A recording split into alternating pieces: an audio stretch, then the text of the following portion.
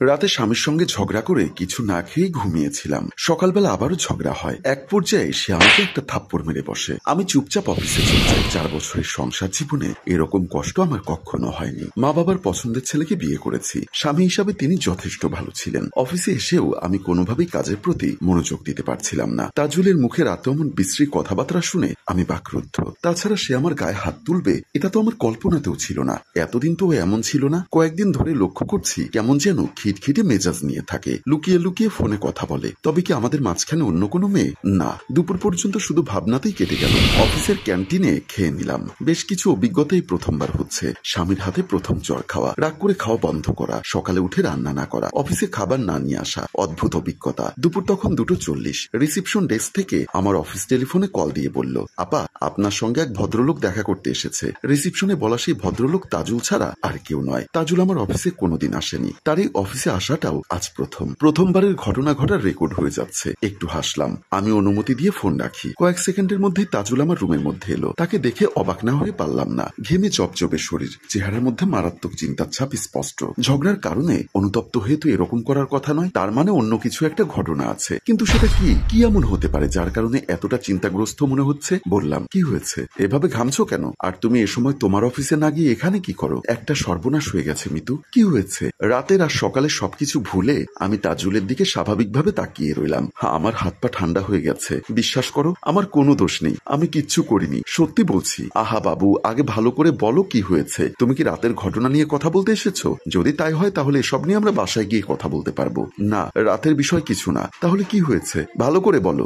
আমি লাঞ্চ করতে বাসায় গেছিলাম। প্রতিদিন আমি বাসা থেকে দুপুরের খাবার নিয়ে আসি, কিন্তু তাজুল লাঞ্চ টাইমে বাসায় গিয়ে খায়। আমি তো সকালে রান্না করিনি। তাহলে বাসায় গেলে কেন জানতে পারি? তোমার মোবাইল আজকে বাসায় রেখে এসেছো তাই না? হ্যাঁ, কিন্তু কি হয়েছে সেটা বলো না কেন? 12টার দিকে আফরিন আমার কাছে কল করেছিল। আমি চমকে গেলাম। আফরিন মাত্র 2 দিন আগে আমাদের বাসায় এসেছিল। আফরিন আমার ছোট বোন, আমার চেয়ে 4 বছরের ছোট। আর ওর এখনো বিয়ে হয়নি। মাঝে মাঝে সে চলে আসে আমাদের কাছে, কিন্তু তাই বলে সপ্তাহের মধ্যে 2 বার চলে আসবে ভাবিনি। কারণ কি? আফরিন কল দিয়ে কি বলেছে? আমাকে বলল যে দুলা ভাই আপাতত কল রিসিভ করে না। আমি তো আপনার বাসার সামনে দাঁড়িয়ে আছি। যেহেতু আফরিন এভাবে হুট করে কখনো আসে না, তাই সন্দেহ হচ্ছে তাজুল হয়তো কল দিয়ে ওকে আসতে বলেছে। নিশ্চয়ই আমার রাগের কথা বলে ওকে নিয়ে এসেছে ওকালতি করতে। কিছুটা রাগ হলো। এই তুমি আফরিনকে আমাদের ঝগড়ার কথা বলতে গেলে কেন? তাজুল এখনো ঘামছে। কই, আমি তো বলিনি কিছু। সে আমাকে হঠাৎ কল দিয়ে বলল যে সে বাসার সামনে। আমি তাকে আমার অফিসের সামনে যেতে বলি। তারপর আফরিন অফিসের সামনে গেল। আমি ওকে বাসার চাবি দিলাম। আফরিন বাসায় চলে গেল।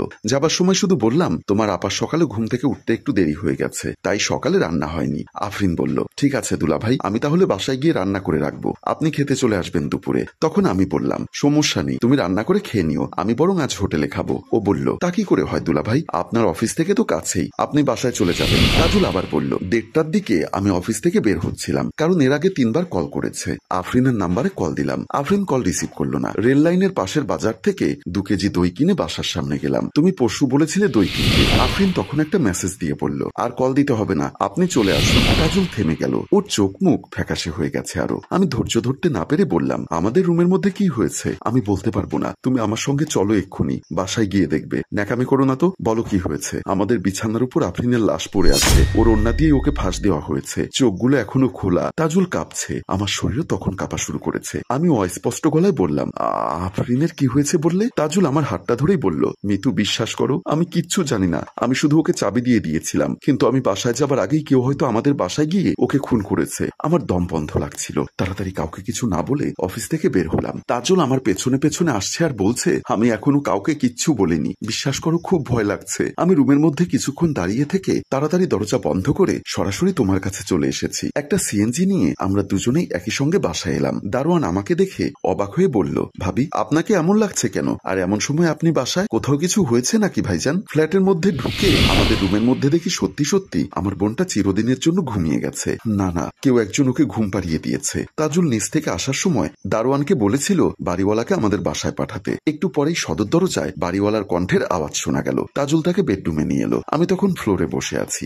কোনো কিছু বলার মতো ভাষা আমার মুখ থেকে হারিয়ে গেছে। বাড়িওয়ালা তখন তাজুলের কাছে কি কি হয়েছে সব শুনতে শুনতে পুলিশের কাছে কল করে। আপন ছোট বোনের এমন লাশ দেখে একসময় আমি অজ্ঞান হয়ে গেলাম। যখন জ্ঞান ফেরে তখন দেখি সামনেই তাজুল দাঁড়িয়ে আছে, কিন্তু ঘরে সাদা পোশাকের পুলিশ। আমাকে জিজ্ঞাসা করলেন, আপনি কি এখন ঠিক আছেন? আমি কিছু না বলে তাকিয়ে রইলাম। ওসি সাহেব আবার বললেন, আমরা ঘটনার প্রাথমিক কিছু কথাবার্তা শুনলাম। বাসার দারোয়ানের বর্ণনা আর ফ্ল্যাটের পরিস্থিতি দেখে আপাতত আপনার স্বামীকে আমরা সন্দেহ করছি। আপনার বোনের লাশ পোস্টমর্টম করতে পাঠানো হয়েছে। আপনার স্বামীর সঙ্গে কখন দেখা হয়েছে আর সে আপনার কাছে কি কি বলেছে সেগুলো একটু বলবেন। আর আপনার সন্দেহে কেউ আছে নাকি? থাকলে বলুন। আমি তাজুলের দিকে তাকিয়ে আছি। অসহায় দৃষ্টিতে তাজুল আমার দিকে তাকিয়ে রইল। আমি একটু একটু করে সব বললাম পুলিশের কাছে। তারপর পুলিশ তাজুলকে থানায় নিয়ে গেল। খালি কফির কাপটা হাতে নিয়ে সাজু ভাই বসে আছে। কফি খেতে খেতে মিতুর কাছ থেকে এতক্ষণ ধরে সবকিছু শুনছিলেন তিনি। গতকাল খুনের ঘটনা ঘটেছে। প্রথমে সাজু গিয়েছে থানায়, তারপর গিয়েছে তাজুলের অফিসে, সেখান থেকে মিতুর অফিসে গিয়ে তারপর এসেছে বাসায়। সাজু ভাই বললেন,